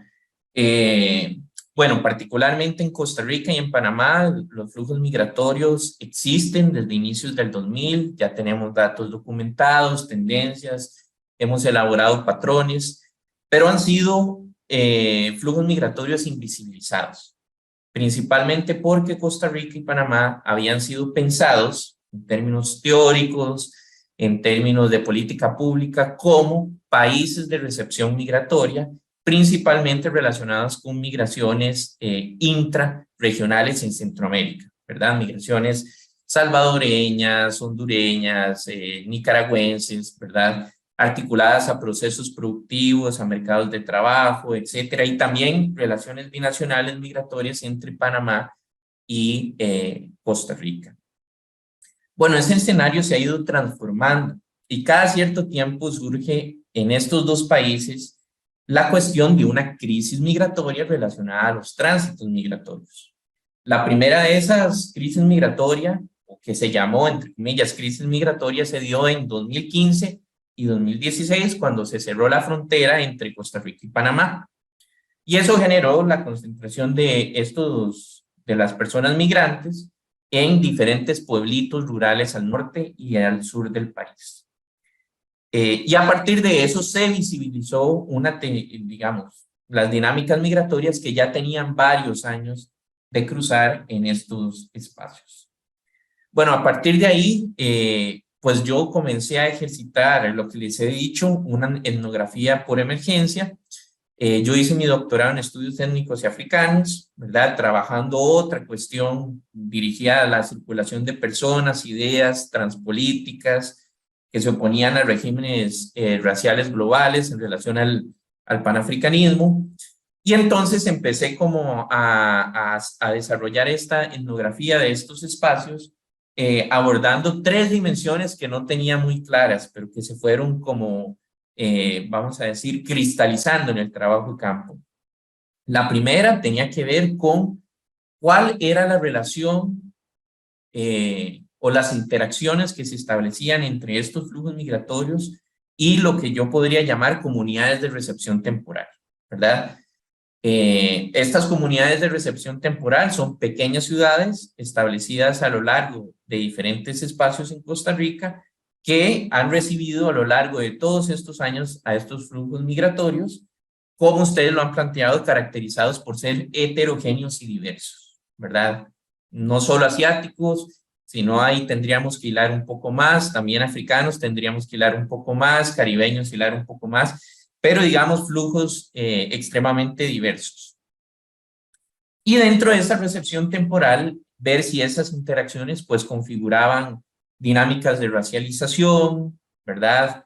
Dinámicas de rechazo, cuáles eran las dinámicas de atención que emergían de estas comunidades de recepción. Ese trabajo se concentró en varios puntos específicos, en el norte de Costa Rica, en una ciudad que se llama La Cruz, cerca de un punto fronterizo en el Pacífico norte que se llama Peñas Blancas, igual en el norte, en otro espacio, en otra comunidad que se llama Los Chiles, y en un punto fronterizo en medio entre el Caribe y el norte que se llama Tablillas, que son comunidades históricamente fundamentadas y fundadas por dinámicas migratorias entre poblaciones nicaragüenses y costarricenses, ¿verdad? Trabajé en estos puntos y también en los puntos de tránsito de personas migrantes entre Panamá y Costa Rica, particularmente en una región que ahora es muy importante migratoriamente, antes no era muy relevante, que es la región del Pacífico Sur, en ciudades específicas como son, bueno, Paso Canoas, que es el punto fronterizo entre Panamá y Costa Rica, Ciudad Neyli, que es una ciudad cercana, Río Claro, que es otra ciudad cercana, Golfito, etcétera, ¿verdad? Y ahí creo que y Palmar Norte, otra ciudad, y todas quedan a lo largo, son ciudades que son conectadas por la carretera interamericana o panamericana, ¿verdad? Bueno, este espacio no era estudiado o entendido clásicamente como un espacio de tránsito migratorio. Habían migraciones regulares, temporales, relacionadas a mercados de trabajo, con migraciones de poblaciones indígenas que trabajan en la recolección del café, entre otras, pero muy bien establecidas a lo largo de los años. Desde particularmente 2014, 2015, todo este espacio se empieza a transformar un poco en lo que ustedes describían, ¿verdad? Un espacio de recepción de migraciones extremadamente diversas, lo que la diversidad implica en términos de género, en términos de sexualidades, en términos de etnicidades, en términos de idiomas, etc. Entonces, esa es más o menos una de las primeras dimensiones. La segunda es que también estas migraciones, a partir de 2015, comienzan a transformar todo el espectro de la política migratoria en Costa Rica y en Panamá. Y lo transforman profundamente, generando, por ejemplo, en un primer momento, sistemas de gestión humanitarista, ¿verdad? O de asistencia humanitaria, y dentro de ellos campamentos establecidos, lo cual no era común en estos contextos, porque las migraciones eran muy bien establecidas, articuladas a mercados de trabajo, etc. Entonces empieza a generar o a reconfigurar estos espacios.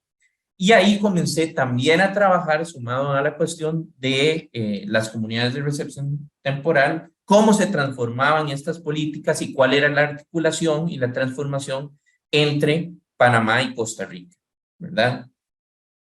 Y el tercer tema tenía que ver también con la exploración con la documentación, más bien, de las trayectorias de las personas antes, pero desde o haciendo énfasis en sus heterogeneidades, ¿verdad? Porque me parecía, precisamente porque existía una política de invisibilización y de homogenización, que ese era un elemento que no estaba presente ni en la opinión pública, ni en las políticas migratorias, ¿verdad? Siempre se hablaba, hay migrantes haitianos, que eran en cierto año los más representativos cuantitativamente, hay migrantes cubanos, y los demás son extracontinentales, pero son pocos, ¿verdad? Entonces, evidentemente, eso me lleva a un trabajo de sistematización cuantitativa para también entender los patrones y los flujos, ¿verdad?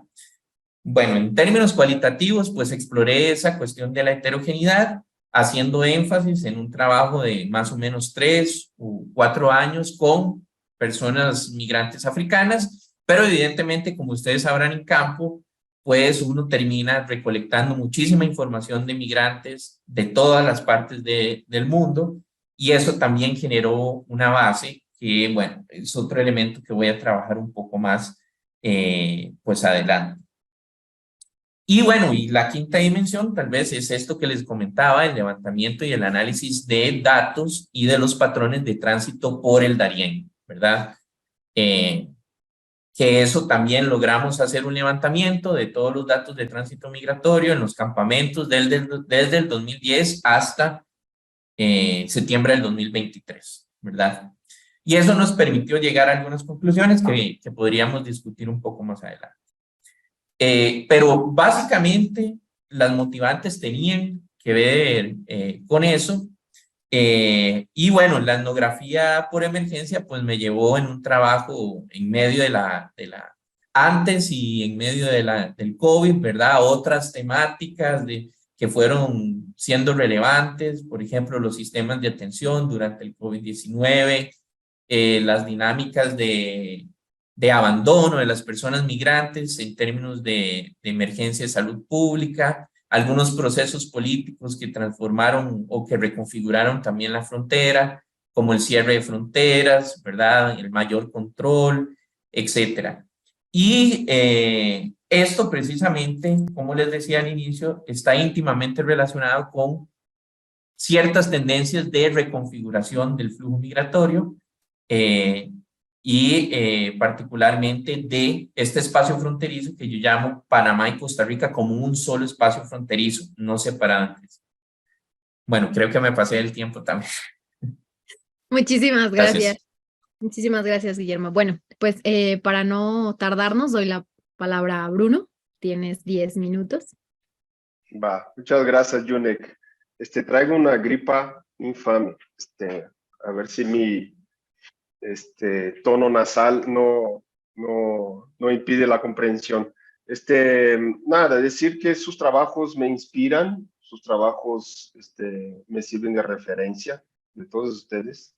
Y he estado apuntando algunos tópicos o temas, tanto teóricos, metodológicos, que han abordado hasta ahorita, de sus trayectorias también, que difícilmente hablamos sobre eso, ¿verdad? Y es un motivo también de esta actividad, de abrir un poquito nuestras historias personales que están más o menos íntimamente vinculadas con los temas que investigamos, ¿verdad? En mi caso, yo estoy en México, y en México, gritas migración y saltan 400,000 personas, ¿no? Me refiero a colegas, investigadores, investigadoras, estudiantes, ¿no? Y es muy difícil ganarse un espacio o abrir un espacio novedoso de investigación en la academia mexicana por la tradición que tiene, ¿no? En los estudios migratorios. Y yo venía de estudiar otros territorios circulatorios, más específicamente situados ubicados en el Cono Sur, que vinculaban la zona metropolitana de Buenos Aires, la zona metropolitana de San Paulo y la zona metropolitana de La Paz en Bolivia, ¿no? Con el Alto. Y me vi en la necesidad de empezar a hacer trabajo de campo en México. Y digamos, la primera experiencia que me vino en mente fue la experiencia haitiana en Brasil. Yo había estado 2 años viviendo en una ciudad llamada Chapecó, al sur de Brasil, en el estado de Santa Catarina, que fue uno de los polos de asentamiento.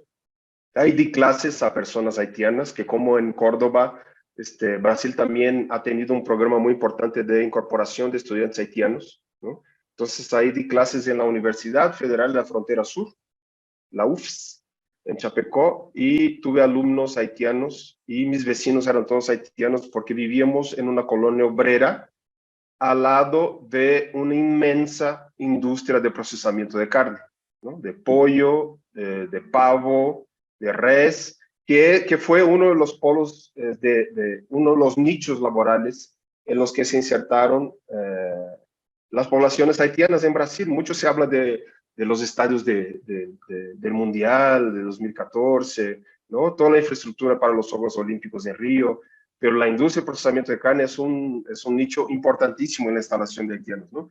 Y en esa zona, para que tengan una idea de las dimensiones de esa industria, se procesan 1 millón de pollos al día. 1 millón de pollos al día, ¿sí? Y venía de este convivio, ¿no? Con experiencias haitianas sin ningún propósito, digamos, de investigación.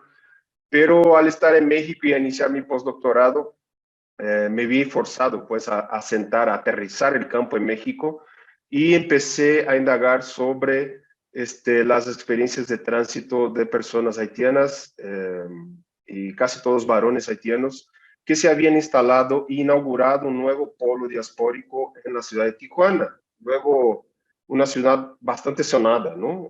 En los estudios migratorios, yo diría que incluso hay una sobresaturación de la imagen de Tijuana, ¿no? Que ensombrece otros espacios fronterizos tan importantes como los mencionados por los colegas y las colegas hasta ahorita, ¿verdad? Pero de todas formas, la presencia haitiana en esta ciudad seguía estando ensombrecida, una presencia para la cual la Academia Mexicana tardó en reaccionar, según yo. Yo veo la producción académica sobre experiencias y procesos en los que las personas haitianas están envueltos en Argentina, en Brasil, y considero que la reacción de la Academia Mexicana ha sido tardía. Mucho por lo que comentaban ustedes, las barreras lingüísticas y la dificultad, digamos, de acercarse y abordar a esas personas, ¿no? Y empecé a hacer trabajo de campo en Tijuana, poco antes de la pandemia de coronavirus. Me acerqué a un grupo de jóvenes haitianos que hoy se considera, muchos de ellos ya han cruzado en 2021, luego del episodio no sé si recuerdan, Del Río y Acuña, del campamento que se instaló en el puente texano, ¿no? De Texas. Pero en ese entonces ellos ya se consideraban veteranos en Tijuana, ¿no? Y había también surgido una nueva identidad sobre los haiticuanenses, ¿no? Y eso me atrajo mucho la atención. Este grupo de jóvenes, ellos gestionaban una posada así a pocos metros de la frontera, en la que se instalaban grupos de africanos subsaharianos, ¿no? Entonces esos jóvenes tenían un esquema de abordar los africanos que iban llegando a la frontera entre Tijuana y San Diego en la terminal de autobuses, diciendo, hay un espacio para personas negras en la ciudad, ¿no? Y los jalaban. Esa posada a mí me llamó muchísimo la atención, porque ahí había, bueno, desde luego yo era la única persona blanca entre ellos. Era una posada de 3, 4 pisos, y llenísima de varios orígenes, ¿no? Había gente ahí de Eritrea, de Senegal, de los dos Congos, de Nigeria, en fin. Y eso me llamó mucho la atención, así como decían los otros colegas, me abrió un poco el horizonte, me sorprendió, digamos, los perímetros súper extendidos que tenían y la facilidad de abordaje, en mi caso, por el manejo del portugués brasileño. Muchos de ellos, así como los jóvenes haitianos, habían no solo pasado, sino instalado en São Paulo y en otras ciudades brasileñas, ¿no? Y eso me llevó a indagar el porqué de su instalación en Tijuana, que tenía mucho que ver con el momento. Era 2019, y en 2019 ya se había institucionalizado en casi todos los puertos fronterizos entre México y Estados Unidos un mecanismo muy específico de control y contención temporal, expresado en listas de espera, ¿no? Entonces, desde Estados Unidos se impuso un sistema de cuotas que se dio a conocer como Metering, ¿no? Antes de la pandemia eso, por el que personas de varias nacionalidades, no solo centroamericanos, sino haitianos y transcontinentales, tenían que esperar instalarse en la ciudad por 2, 3, 4 meses, ¿no? Antes de solicitar, de iniciar el proceso de solicitud de asilo, ¿no? Y eso es yo creo que es muy importante destacar, porque empecé a estudiar experiencias y espacios de espera por lo que el campo me echó en cara, ¿sabe?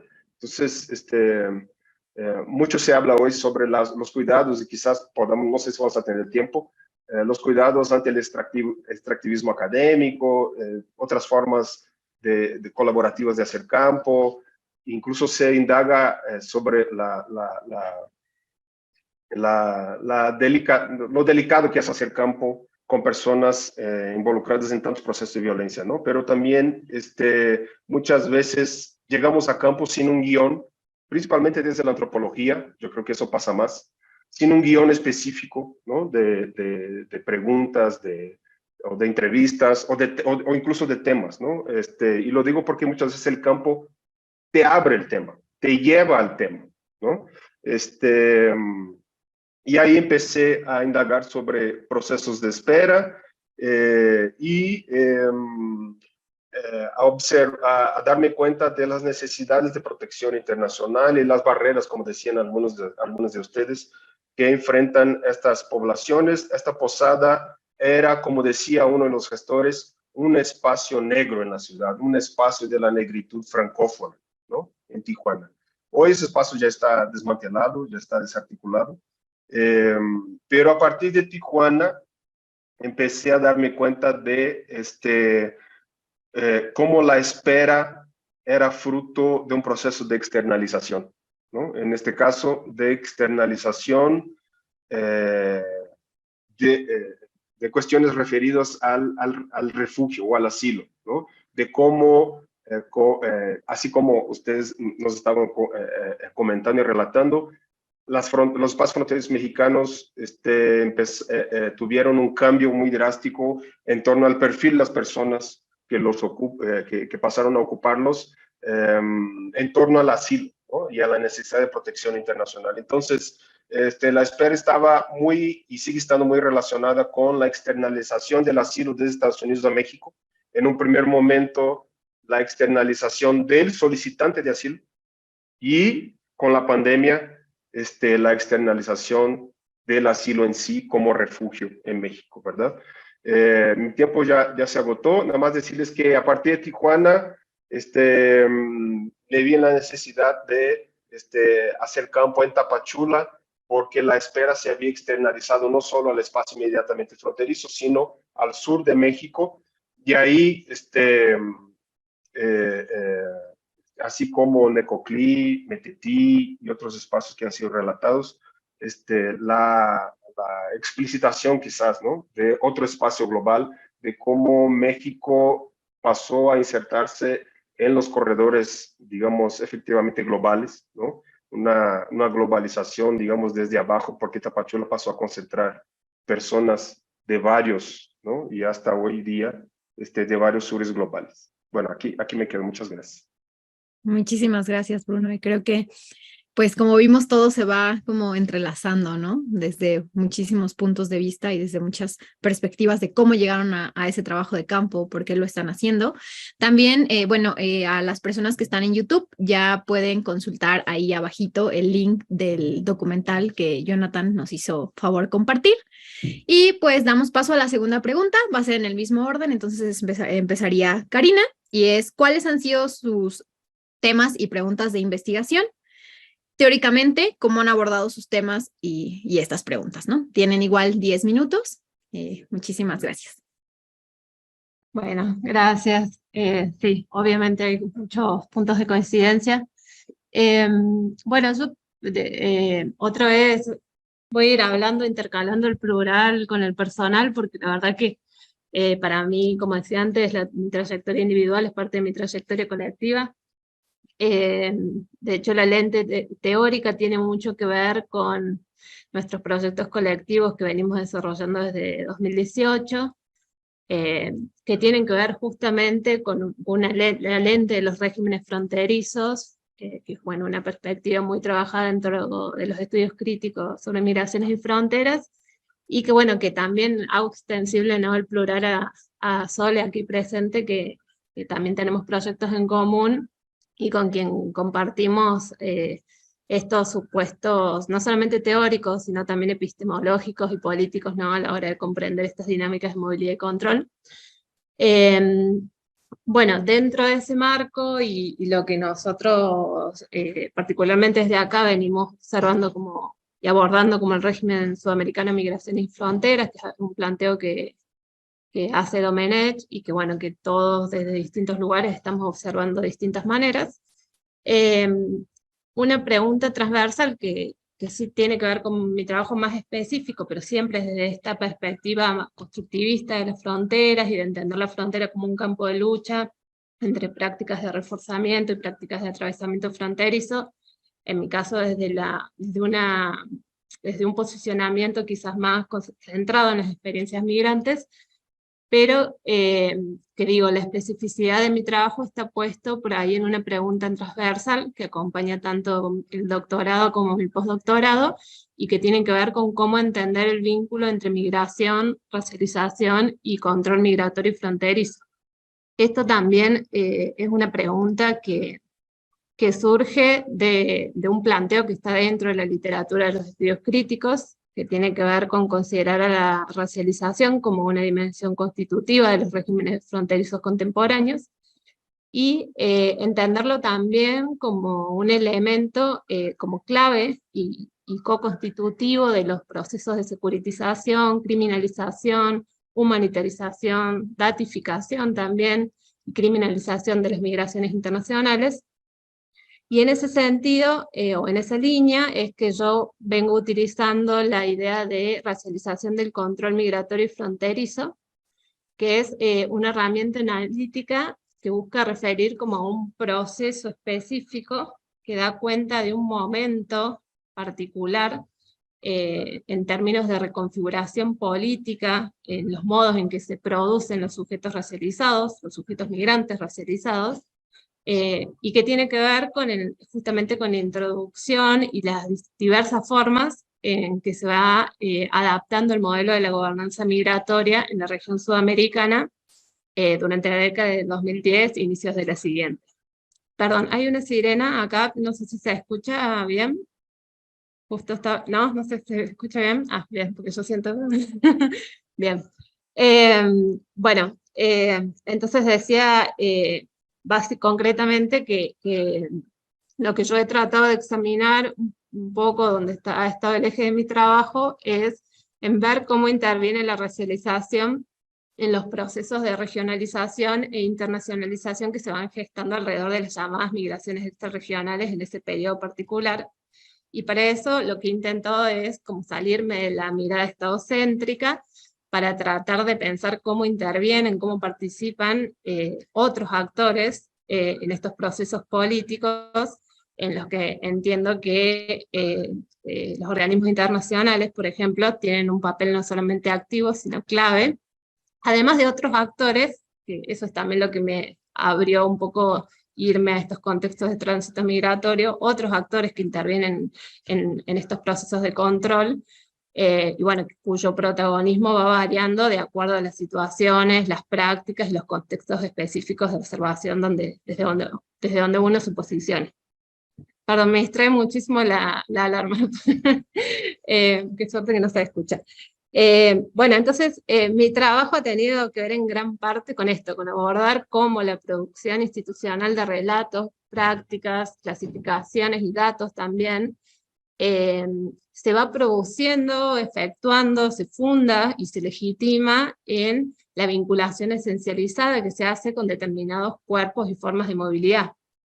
Entiendo que esa asociación es siempre contextual y a la vez sistémica, por eso también a lo que apunta el trabajo es un poco ir viendo cómo se van produciendo estas articulaciones contingentes y empíricas que son las que en definitiva permiten hacer, que están siempre mediadas por formaciones raciales específicas y que son las que permiten hacer coincidir la movilidad de ciertos grupos no deseables con la necesidad aparente de intervenir sobre sus movimientos en términos de contención, disuasión, restricción y subordinación. Entonces, desde ese punto de vista, un poco el trabajo tiene que ver, a ver si paro la sirena, bueno, en plantear esto, ¿no? Cómo aparece la racialización en las estrategias de intervención política de organismos internacionales. Quizás en el caso de las llamadas migraciones extrarregionales, la OIM tiene como un rol preponderante ahí para analizar, porque es la que se ha encargado de la producción de datos de manera más hegemónica en los últimos 13 años. Pero ver en general cómo aunque esas estrategias de intervención política no hagan uso explícito de la raza o de categorías raciales para desplegar sus esquemas de intervención, no implica que esas categorías clasificatorias, que son un andamiaje bien extenso para analizar, no supongan que funcionen a través del anclaje en cuerpos específicos y que dependen en definitiva de construcciones racializantes. Entonces, desde esa óptica, desde esa lente teórica, la misma premisa del combate a la migración irregular se traduce en realidad en un combate a migrantes que poseen determinados trazos físicos, determinados estatus jurídicos, que se ubican de manera subordinada dentro de la geopolítica existente, además de ocupar posiciones económicamente subalternas dentro de lo que es el capitalismo global.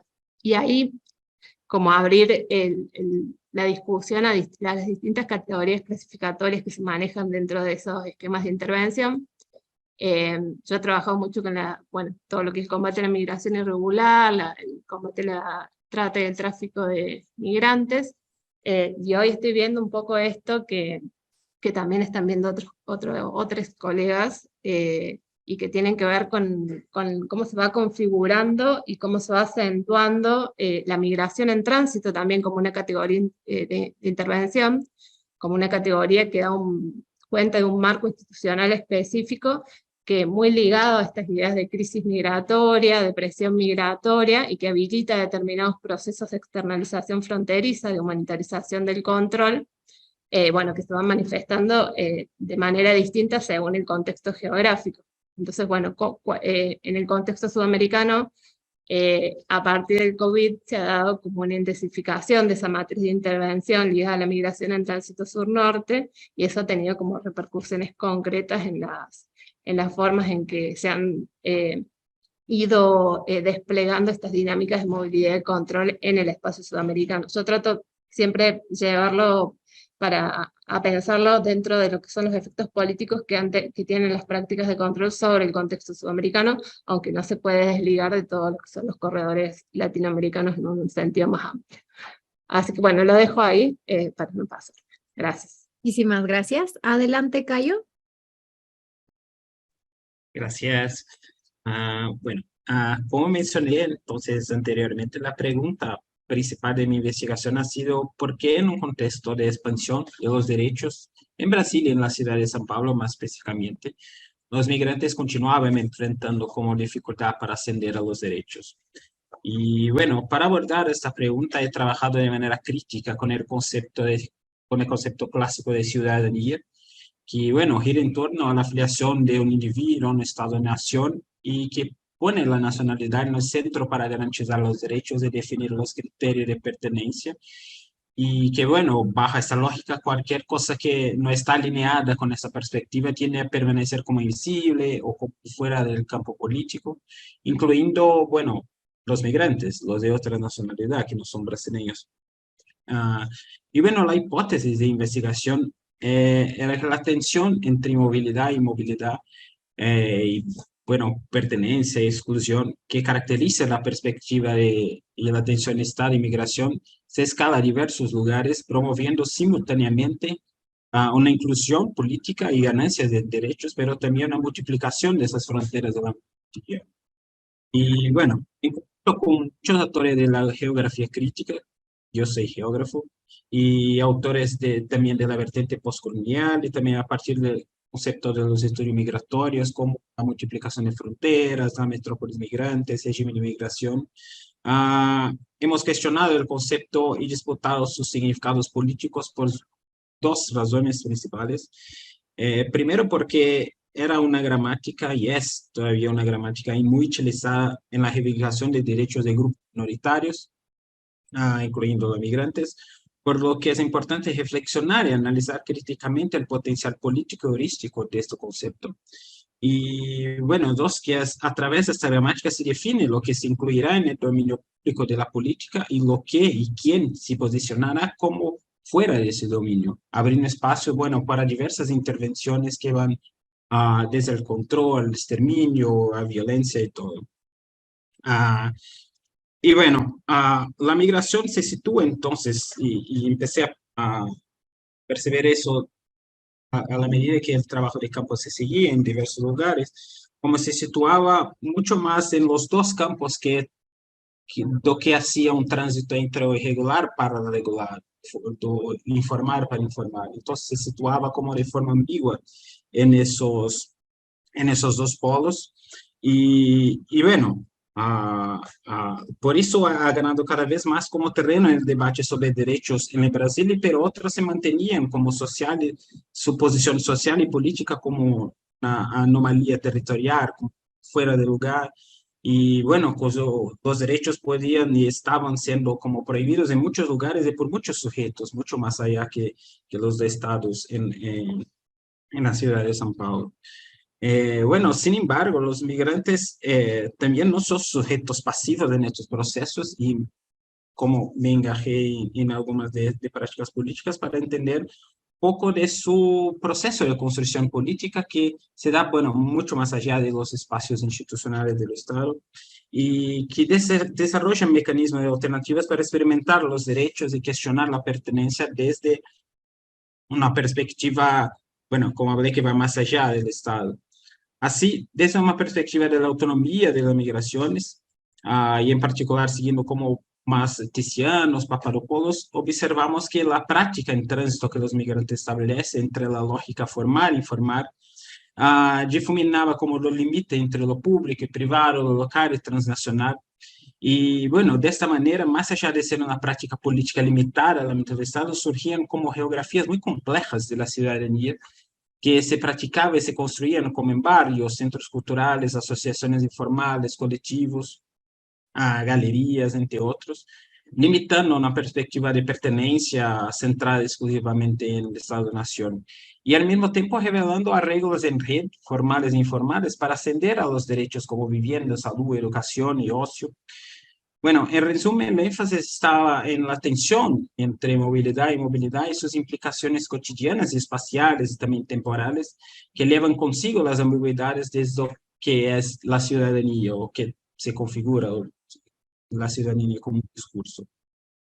Bueno, sin embargo, otra preocupación más reciente, y ahí está un poco del cambio que estoy haciendo, que es muy, muy reciente, estoy me dedicando a comprender la posible relación entre la oferta de los derechos y las oportunidades de entrada y permanencia en Brasil, en São Paulo, para los migrantes, y el papel de la ciudad como parte fundamental en la reproducción de la ruta migratoria hacia el norte global, especialmente hacia los Estados Unidos.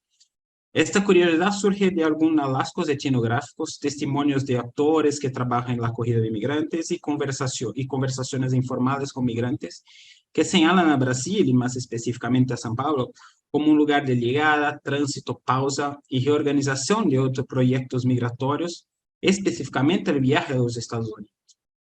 Por lo tanto, la hipótesis es que la oferta de derechos, visados y posibilidades de acceso a beneficios sociales en Brasil no necesariamente promueve como una integración o asentamiento de esta migración, sino que opera como un trampolín hacia diferentes temporalidades, ya sea a largo o corto plazo, para llevar a cabo otro movimiento migratorio.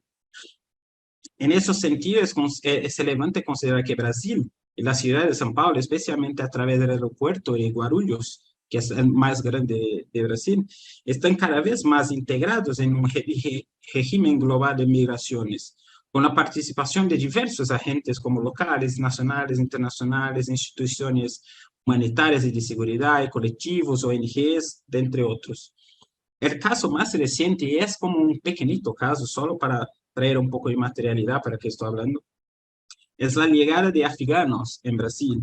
Desde finales de 2021, Brasil ha emitido como visados humanitarios en diversas embajadas en el extranjero, facilitando la llegada de miles de personas que, en su gran mayoría, alrededor del 98%, llegan al aeropuerto de Guarulhos, en la región metropolitana de São Paulo. De ahí son trasladados a algunos refugios públicos en instituciones que acogen a migrantes. En caso de falta de vacantes, pasan varios días en un terminal, días o semanas, en un terminal en el aeropuerto. Entre muchas otras posibles cuestiones que podemos como, pesquisar acerca de esta migración, que es muy compleja, está la cuestión de la migración hasta los Estados Unidos. Según los datos de la OIM, que como Karina habló, es como casi que controlan mucho de los datos sigilosos de esa migración, de un total de aproximadamente 8.600 afganos que ingresaron a Brasil desde septiembre de 2021, alrededor de 1.600 habían abandonado el país. La mayoría de ellos por la frontera norte del país, rumbo a los Estados Unidos o también Guayana Francesa, en la esperanza para llegar a la Unión Europea.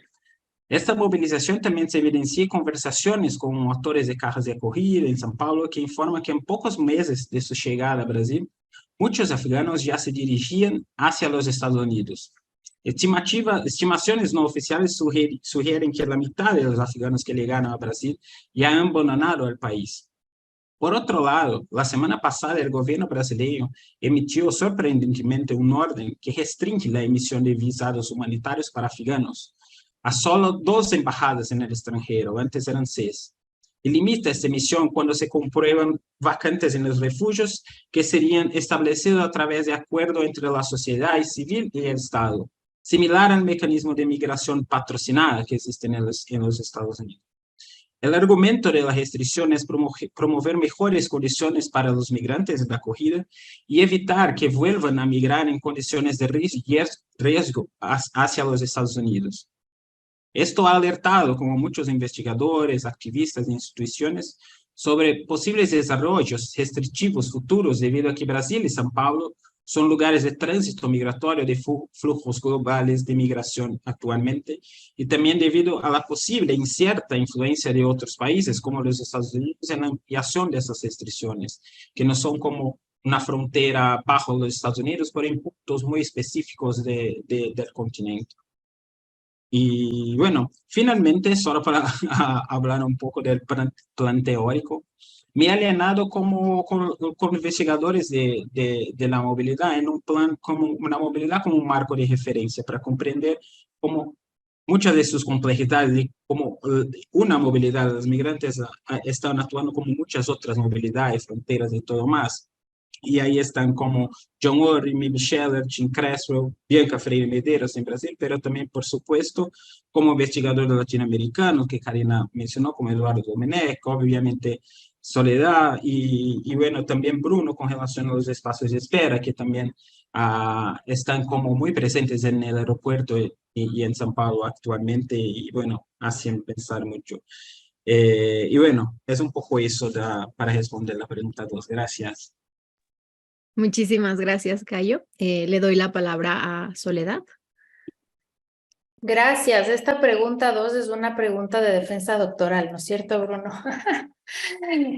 Yo quiero retomar algo que tú has dicho, Bruno, porque me parece fundamental entender la llegada a la construcción del marco teórico que acompaña nuestro análisis. Y el detonante en mi caso ha sido el campo. Y creo que las preguntas que he ido gestando y el marco teórico al que me he ido alineando se ha ido macerando en tanto el campo se ha ido abriendo y me ha ido enseñando. Creo que pensarlo de la manera inversa sería una impostura, porque no es un marco teórico a priori al que uno se acoge para entonces moldearle a tu campo. Y como les dije antes, siendo mi pregunta central, esta es la pregunta central que me ha acompañado en mi investigación doctoral, que es una pregunta que me acompaña y no le quiero dejar porque no sigo sin saber cómo responder porque es muy compleja, es cómo entender la relación indisociable entre movilidad, control y espacio en el marco del capitalismo neoliberal. Esa pregunta llegó a mí, como les dije antes, a partir de mi experiencia de investigación en Ecuador como un espacio de tránsito al que llegaban migrantes de Nigeria, Sudán, Zimbabue, Irak, Siria, de Haití, de República Dominicana, de Cuba, y cómo empecé yo a entender que las dinámicas que pasaban en Alepo eran directamente relacionadas con la transformación de Ecuador como un punto de conexión global. Entonces, entender esas interconexiones transnacionales me abrieron nuevas preguntas sobre la movilidad entendida desde el así llamado tránsito, una categoría que debo decirles que cada vez me complejiza más, porque el concepto de tránsito, en realidad, etimológicamente el tránsito es un sinónimo de migración y de movilidad. Cuando decimos la migración irregularizada en tránsito, ¿qué estamos realmente queriendo decir? Sobre todo porque si uno sigue la línea de la investigadora desde las autonomías críticas, Sabine Hess, ella parte de la postulación de que es una invención el tránsito como concepto. Es una invención que viene dada desde la OIM, particularmente en un contexto geopolítico muy complejo, que son los 90s y la necesidad de contener a migrantes que vienen del sur global en el marco de la creación de toda una serie de arquitectura antimigrante que hoy día la tenemos naturalizada como el protocolo de Palermo y etcétera. Esto les digo porque el concepto en sí mismo de tránsito me parece que hay que politizarlo y se los digo estando yo alineada a ese mismo bloque de investigación. Es un tipo de migración, no sé, y cada vez tengo más dudas porque está completamente espectacularizado, como dice Nicolás de Génova, y le es muy útil al régimen de control migratorio para redoblar el control y para que los migrantes se confinen a rutas cada vez más de muerte. Lo que sí me ha ayudado ese concepto es para entender que la gente está en movilidad y que ese así llamado tránsito tiene una historia que se conecta con la geopolítica global, pero también con una propia historia de ese movimiento en las Américas y que va conectando al África y a Latinoamérica. Por eso, un segundo punto fundamental para mí ha sido historizar el tránsito tanto como historizar el control. Entonces, cuando les digo que mi pregunta central es ¿cómo entender la relación indisociable entre movilidad? Esa movilidad, sigo analizando ese tránsito, aunque cada vez quiero irme de ahí, a ver qué me sale. Analizar el control, entendido el control no solo como el Estado, sino como este régimen fronterizo configurado por una multiplicidad de actores, instituciones, discursos que operan de manera heterogénea, tratando de relantelizar la movilidad, no pausarla del todo, sino desacelerarla para generar extracción de valor. Y cuando digo espacio, lo que me interesa analizar, como les dije antes, es qué está pasando en la región andina. Para mí la región andina hoy día se ha vuelto un nodo conector global, les decía yo antes, y por lo tanto entender esa imbricación entre espacio, control y migración, y espacio me supone abrir esa mirada a las posibles interconexiones. Una segunda pregunta que deriva de esta grande que les decía y que tiene que ver con el rompecabezas conceptual en el que voy y vengo, es también cómo entender las formas de lucha migrante ante estructuras de poder que se van configurando en esos espacios de movilidad en las Américas. Y ahí voy a enmarcar con cuáles han sido las coordenadas conceptuales que me han ayudado a decodificar, por un lado, esa relación compleja entre movilidad, control y espacio, y por otro lado, la lucha migrante. Yo trabajé en mi doctorado con Nicolás de Génova y tuve la inmensa suerte de formar parte de un taller de trabajo, así como la Cari trabaja con el Edu Domenech, yo estaba trabajando con él y ahí conocí a muchísimos de los pensadores críticos de la así llamada corriente de las migraciones autonómicas que en Europa en un momento clave estaban tratando de entender en el 2015, justo en la incremento de las crisis de refugiados sirios, estaban tratando de entender qué están diciendo esos cuerpos en movimiento y en lucha y qué están diciendo sobre la reconfiguración del régimen fronterizo en Europa. Para mí, el pensamiento que he seguido desarrollando no se entiende sin ese diálogo colectivo, tanto con ese grupo de trabajo como con el grupo de trabajo al que la Cari también pertenece y el intercambio de muchísimos textos y preguntas teóricas y políticas con Eduardo Domenech y con muchos otros latinoamericanos. Pienso también en el trabajo que vienen haciendo el equipo de la Marela Varela, de Valentina Glockner, el propio Bruno, el trabajo que viene haciendo también Yoconda Herrera desde Ecuador para repolitizar y repensar el acercamiento a las migraciones. Entonces, ese acercamiento al colectivo que trabajaba la autonomía de las migraciones me ayudó a entender que primero hay que entender a la movilidad otra vez y luego al control. Primero es la lucha migrante la que detona procesos de movilidad y luego viene el control a responder. Y que historizar esa movilidad y control entonces nos puede ayudar a entender cómo se va reconfigurando el espacio. Historizar el control, por otro lado, me ayudó también a entender, y esto sí es un diálogo directo con la autonomía de las migraciones, que la movilidad y el control es una parte nodal del capitalismo, que no es una crisis, que no es una temporalidad, que no va a pasar. Es el capitalismo el que va generando para su propia operación, expansión y sostenimiento tensiones entre movilidad y control, y que la lucha migrante, y esto es el legado de Moulier-Boutin, la lucha migrante ha estado en la historia del capitalismo desde sus orígenes y que debemos entenderla no como algo excepcional, sino como algo constitutivo y constituyente. Otro de los marcos que para mí ha sido fundamental es el aporte del feminismo crítico, del feminismo que ha tenido sobre todo una línea directa con las geógrafas políticas feministas que nos han empujado a entender la escala del cuerpo como la escala donde se impactan la geopolítica, donde está la geopolítica es en la escala del cuerpo, pero a la vez es el cuerpo el que reacciona. También el feminismo negro me ha aportado mucho para entender que los migrantes, en este caso, estando sujetos a estructuras de poder, son sujetos con poder.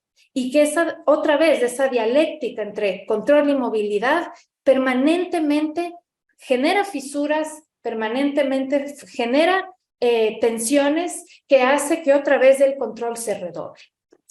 Y por último, al trabajar con la geografía de la movilidad, que esa es una tercera vertiente en la que sigo trabajando mucho, he podido entender, y esto les dije en la respuesta previa, que la movilidad no se entiende sin la pausa, porque hay esa relación dialéctrica entre movilidad e inmovilidad.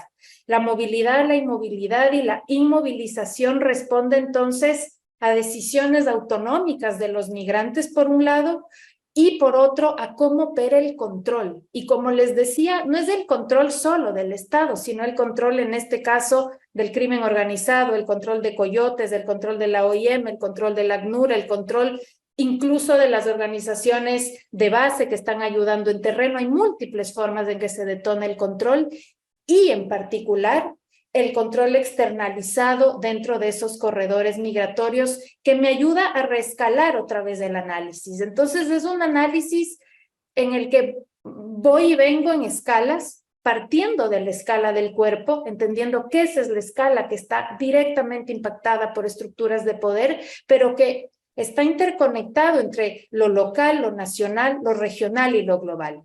La externalización de las fronteras me ha ayudado a entender que efectivamente no podemos entender el capitalismo tardío sin la externalización de las fronteras, porque no solo es un movimiento para parar la movilidad de migrantes, sino para extraer valor en todas esas zonas donde se van deteniendo migrantes y que es parte de la economía política de cómo operan esos espacios.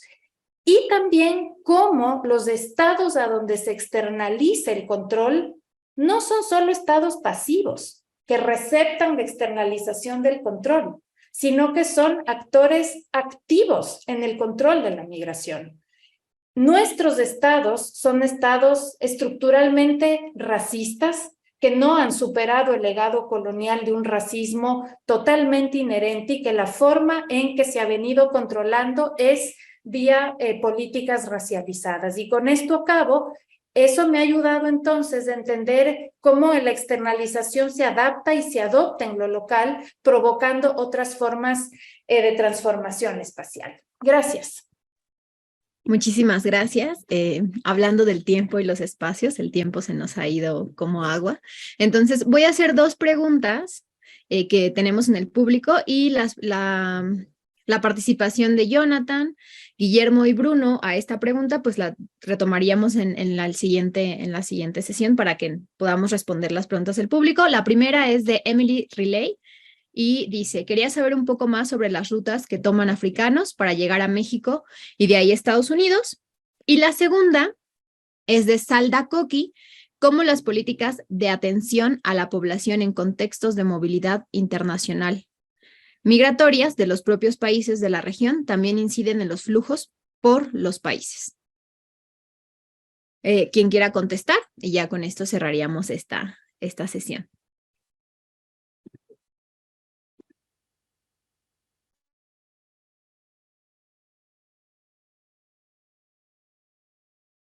Creo que podemos hacer un rompecabezas, ¿no? La segunda pregunta me parece, a reserva de que quieran lanzarse a contestarla, que Soledad apenas ¿no? dio muchos elementos para contestarla. Y yo diría que Emily, en primer lugar, Emily es una colega del Colegio de México, quien ha estado haciendo mucho trabajo de campo en Senegal. Habla Wolof, y tiene una relación muy íntima con sus interlocutores. Yo me aventuraría diciendo, pues las rutas son las más variadas posibles, Emily. Como decía Jonathan, las rutas dependen mucho de los puentes aéreos existentes entre Addis Abeba, Etiopía, Dubái, Luanda, Angola, y hasta hace poco tiempo desde Dakar. Había un vuelo entre Dakar y Fortaleza. Yo creo que ya no está, Jonathan. No sé si tú me corriges. Que era un vuelo de 3 horitas. Estaba, sí, era un vuelo pero sigue estando. Sí, son 3 horitas de vuelo, ¿no? De Dakar a Fortaleza. Y yo, con Brenda, Yunek y otro grupo de estudiantes, nuestros y nuestras interlocutoras en campo ratifican la idea de que uno de los y lo que Cayo, ¿no? Encima, así sobre lo que Cayo decía, uno de los principales puntos de aterrizaje en Sudamérica es São Paulo, es Guarulhos. Por lo que Cayo decía, ¿no? Las políticas de visado humanitario, las relativas facilidades de sacarse una visa humanitaria, ¿no? En consulados en África, en consulados, por ejemplo, Cayo, tú sabrás, en Pakistán, ¿no? Donde muchos afganos sacan su visa. Pero tengo entendido que Quito sigue siendo también otro punto importante, ¿no? Ahí los dejo a los colegas. Adelante, Guillermo. Sí, nada más sumar a esto, que también depende de los periodos, porque ya son varias décadas de tránsito migratorio, ¿verdad?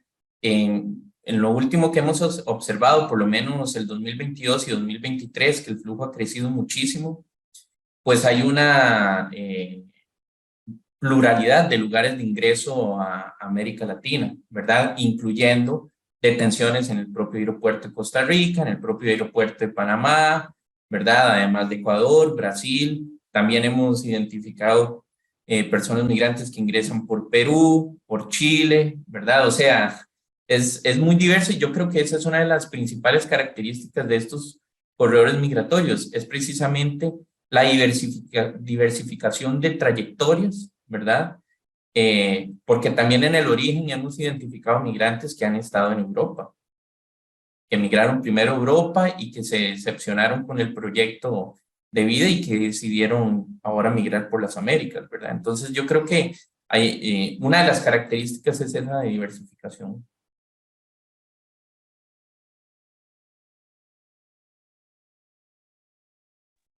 ¿Alguien más? ¿No? Bueno, Agrego entonces, un adelante, comentario Karina, nomás. adelante.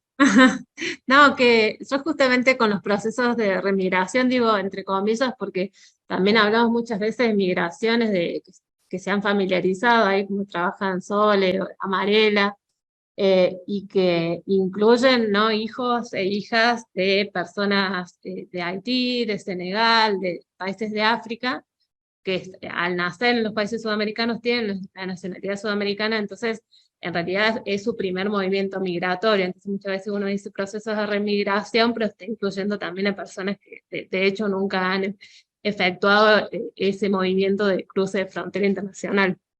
Y bueno, agregar a esto, a este fenómeno que se está dando, que incluye a personas de África, que también han pasado por estancias de distinto tipo en países sudamericanos, y que también se generan las rutas, también entre comillas, desde países sudamericanos hacia Estados Unidos. Y bueno, agregar eso el problema que comentaba Guillermo, que me parece muy importante, ¿no? El dinamismo de las trayectorias, de las rutas migratorias, y también la dificultad que tenemos para precategorizar espacial y temporalmente esto, y por eso también el problema, uno de los nuevos problemáticos, ¿no?, de la idea de tránsito migratorio, porque cómo hablamos de tránsito migratorio, ¿no?, con personas que han estado de repente 5 o 10 años en países sudamericanos, igual viajan a Estados Unidos. Eso nomás como para comentar. Adelante, Soledad. Solo cortito, que en esa pregunta de las rutas también hay que tomar en cuenta las infraestructuras de la movilidad, porque no solo entran por avión, es una de las maneras en las que llegan al continente, pero también por transnavíos, transatlánticos. Increíblemente, otra vez, yo por ejemplo seguí a un migrante que llegó desde Zimbabue en un transatlántico como parte en la bodega de la mercancía. Lo que voy es que las infraestructuras, y dos, muchas de las formas de ingreso no están registradas y no sabemos. Es muy compleja esa migración y creo que tenemos un montón de cosas que investigar. Exactamente, creo que la mesa nos da temas, subtemas y espacios para seguir investigando. Muchísimas gracias a todos, también al público que estuvo a través de YouTube. Daríamos un break de media hora, regresaríamos a las 12:30 hora de la Ciudad de México para seguir con el conversatorio, la segunda parte. A las personas que están en el canal de YouTube, será por el mismo canal 2 del Instituto de Investigaciones Sociales de la UNAM. Vayan por un café, unas galletas, una fruta, a estirarse y regresamos en media hora. Muchísimas gracias a todos, a todas y a todes.